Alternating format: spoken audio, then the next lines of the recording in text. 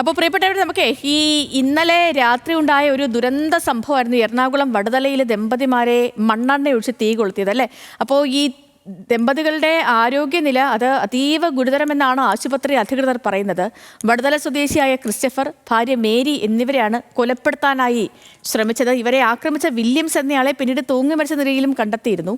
വ്യക്തിവൈരാഗ്യമാണ് ആക്രമണത്തിന് കാരണമെന്നാണ് പുറത്തു വരുന്ന വിവരങ്ങളൊക്കെ. വടുതലയിൽ നിന്ന് നമ്മുടെ അനിൽ ജോർജ് ചേരുന്നുണ്ട്. അനിൽ ജോർജ്, ഈ 50% പൊള്ളലേറ്റിരുന്നു രണ്ടു പേർക്കും. ഇവരുടെ ആരോഗ്യനിലയുമായി ബന്ധപ്പെട്ടുള്ള വിവരങ്ങളിലേക്ക് പോകാം ആദ്യം. അതിനുശേഷം ഈ മരണപ്പെട്ട വില്യമിൻ്റെ ഇൻക്വസ്റ്റ് നടപടികൾക്കൊക്കെ തുടക്കമായിട്ടുണ്ടോ? എന്താണ് പോലീസ് പറയുന്നത്? നമുക്കറിയാവുന്നത് പോലെ വ്യക്തിവൈരാഗ്യം തന്നെയാണ് ഈ ഒരു അതിക്രമത്തിന് വില്യംസിനെ പ്രേരിപ്പിച്ചത്.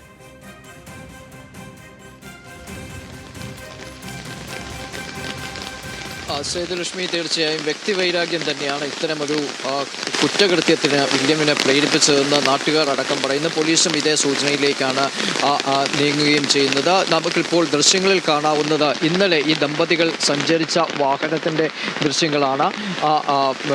ഈ ദമ്പതികൾ ഈ ഇടുങ്ങിയ വഴിയിലൂടെ, ഈ ഒരു ചെറിയ വഴിയാണ്, വടുതല ലൂർദ് ഹോസ്പിറ്റലിൻ്റെ പിൻഭാഗത്തുള്ള ചെറിയ വഴിയാണ്. ആ വഴിയിലൂടെ ഇവർ ഈ വാഹനത്തിൽ സഞ്ചരിച്ച് വരികയായിരുന്നു. വന്നപ്പോഴാണ് ഈ വാഹനത്തിൽ ഇരിക്കുമ്പോൾ ഈ വാഹനം തടഞ്ഞു നിർത്തിയാണ് ഇവർ ആ ദമ്പതികളെ വില്യം മണ്ണെണ്ണ ഒഴിച്ച് തീ കൊളുത്തുന്നത്. ഇതിനു മുമ്പ് തന്നെ ഇവർ തമ്മിൽ വലിയ തോതിലുള്ള വൈരാഗ്യം ഉണ്ടായിരുന്നു. വില്യം ആണെങ്കിൽ ഒരു കുറ്റകൃത്യങ്ങളിൽ ഇടപെടുന്ന ഒരാൾ കൂടിയാണെന്ന് പോലീസും അതുപോലെ നാട്ടുകാരും പറയുന്നുണ്ട്. സ്വന്തം ജ്യേഷ്ഠൻ്റെ മകനെ ചുറ്റികയ്ക്ക് തലക്കടിച്ച് വീഴ്ത്തിയ ഒരു സംഭവം ഇതിന് മുമ്പ് ഉണ്ടായിട്ടുണ്ട്. ഇവിടെ നിന്ന് ഈ ചെറിയ വഴിയുടെ ഈ ഭാഗത്ത് ഈ മഞ്ഞ നിറത്തിലുള്ളതാണ് മരിച്ച വില്യമിൻ്റെ വീട്. ഈ തിരിവിൽ വെച്ചാണ് ഈ വാഹനം ഇവിടെ തടഞ്ഞു നിർത്തുകയും ഈ മണ്ണെണ്ണ ഒഴിച്ച് തീ കൊളുത്തുകയും ചെയ്തത്. ഈ വഴി മുമ്പോട്ട് പോകുമ്പോഴാണ് ക്രിസ്റ്റഫറിൻ്റെയും മേരിയുടെയും വീടുള്ളത്. ഈ ദമ്പതികൾക്ക് കുട്ടികളില്ല. ഈ ദമ്പതികൾ നിരന്തരമായി ഈ വില്യമുമായി വലിയ തോതിൽ പ്രശ്നങ്ങൾ ഉണ്ടായിട്ടുണ്ട്. നേരത്തെയും അതിര് തർക്കം അടക്കം. അതുപോലെ തന്നെ ഈ വില്യമിൻ്റെ ഈ വീടിൻ്റെ ഭാഗത്ത് നിന്ന് പുറത്തേക്ക് മാലിന്യം ഒഴുക്കുന്നു, അതുപോലെ മാലിന്യം വലിച്ചെറിയുന്നു എന്നിങ്ങനെയുള്ള പരാതികൾ നേരത്തെ ക്രിസ്റ്റഫറും മേരിയും ഉയർത്തിയിട്ടുണ്ട്. അതിനെ തുടർന്ന് വലിയ തോതിലുള്ള തർക്കവും മറ്റും ഇടയ്ക്കിടെ ഉണ്ടാകാറുണ്ടായിരുന്നു. ഇതിനെ തുടർന്നാണ് ഇതാണ് ക്രിസ്റ്റഫറിൻ്റെയും മേരിയുടെയും വീട്. ഈ വില്യമിൻ്റെ ഉപദ്രവം മൂലമാണ് ഇത്തരത്തിലൊരു CCTV ക്യാമറ പോലും ഇവർ ഇവിടെ വെക്കാൻ ഇടയാക്കിയത്. കാരണം മാലിന്യം വലിച്ചെറിയുന്നു, അതുപോലെ തന്നെ ഈ വില്യമിൻ്റെ മതിലിനോട് ചേർന്ന് ഒരു ശുചിമുറിയുണ്ട്. അവിടെ നിന്നുള്ള മാലിന്യവും പുറത്തേക്ക് ഒഴുക്കുന്നു എന്നിങ്ങനെയുള്ള പരാതികൾ ഇവർ ഉന്നയിക്കുകയും ചെയ്തിരുന്നു. ഇതാണ് പ്രധാനമായും ഈ അടുത്ത കാലത്ത് ഇവർ തമ്മിലുള്ള പ്രധാന തർക്കത്തിനിടയാക്കിയത്, ഈ വൈരാഗ്യത്തിലേക്ക് നീങ്ങാനും ഇടയാക്കിയത്. ഇവരെല്ലാം ഇവിടെ ജനിച്ചു വളർന്ന ആളുകളാണ്. ഈ വില്യമിൻ്റെ അടുത്ത ബന്ധുക്കളാണ്. ആ വില്യമിൻ്റെ വീടിൻ്റെ തൊട്ട് പിൻഭാഗത്തൊക്കെ താമസിക്കുന്ന ജ്യേഷ്ഠാനുജന്മാരൊക്കെയാണ് താമസിക്കുന്നത്. പക്ഷേ അവരുമായി ഒന്നും ഒരു സുഖകരമായ ബന്ധത്തിലായിരുന്നില്ല ഇയാൾ ഉണ്ടായിരുന്നത്. എപ്പോഴും ആളുകളുമായി തർക്കത്തിൽ ഏർപ്പെടുന്ന അല്ലെങ്കിൽ അക്രമ സ്വഭാവം പ്രകടിപ്പിക്കുന്ന ഒരാൾ കൂടിയായിരുന്നു വില്യം എന്ന് നാട്ടുകാർ പറയുകയും ചെയ്യുന്നു. വില്യം നേരത്തെയും ഈ ദമ്പതികൾക്ക് നേരെ എന്തെങ്കിലും അതിക്രമത്തിന് ശ്രമിച്ചിട്ടുണ്ടായിരുന്നോ, അതോ ഇത് ആദ്യത്തെ സംഭവമാണോ?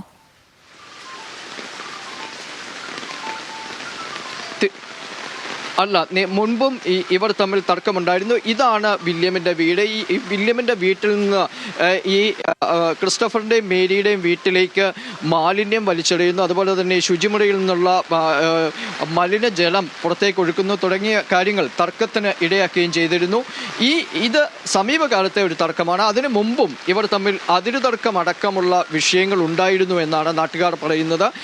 തുടർന്ന് ആണ് ഇന്നലെ ഇത്തരത്തിലുള്ള ഒരു കടുത്ത ക്രൂരകൃത്യം ചെയ്യാൻ വില്യം മുമ്പോട്ട് വരികയും ചെയ്തത്. ഈ വളവിൽ വെച്ച് ഈ തിരിവിൽ വെച്ചാണ് ഈ ദമ്പതികളെ തടഞ്ഞു നിർത്തി മണ്ണെണ്ണ ഒഴിച്ച് തീ കൊളുത്തിയത്. തുടർന്ന് നാട്ടുകാർ ഓടിക്കൂടി ഈ ദമ്പതികളെ തൊട്ടടുത്തുള്ള ആശുപത്രിയിലേക്ക് എത്തിക്കുകയും ചെയ്തു. തുടർന്ന് നടത്തിയ പരിശോധനയിലാണ് വില്യമിനെ ഈ വീട്ടിൽ തൂങ്ങി മരിച്ച നിലയിൽ കണ്ടെത്തിയത്.